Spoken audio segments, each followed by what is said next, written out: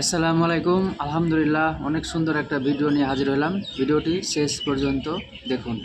ও বৌদ্ধ ধর্মের লোকেরা, তোমাদের ধর্মগুরু গৌতম বুদ্ধ, এই গৌতম বুদ্ধকে আমিও বানাইছি। এই গৌতম আমি মাওলার পাওয়ার সাধনা করতে গিয়ে পাহাড়ে গেল, একটা জায়গায় দীর্ঘ বছর বসে থাকার কারণে মাজার নিচের অংশ শরীরের উই পোকায় খেয়ে ফেললো গৌতম বুদ্ধের। এই গৌতম বুদ্ধ দীর্ঘ বছর আল্লাহ পাওয়ার সাধনা কইরা একটা ধর্মের নাম দিল বৌদ্ধ ধর্ম। ওই ধর্মের মূল স্লোগান হলো জীব হত্যা মহাপাপ। এই গৌতম বুদ্ধ যখন মরবে ভাব, এই সময় লক্ষ ভক্তরা পাশে বসে বলে, মরিয়া গেলে আমরা কার অনুসরণ করব? বুদ্ধদেব ডাক দিয়া কয়, আমার পরে এমন একজন বুদ্ধের আবির্ভাব হবে, তিনি হবেন মৈত্রীয় বুদ্ধ, শান্তির বুদ্ধ। তা এতটুকু পরিচয় হবে না, পূর্ণ পরিচয় দাও।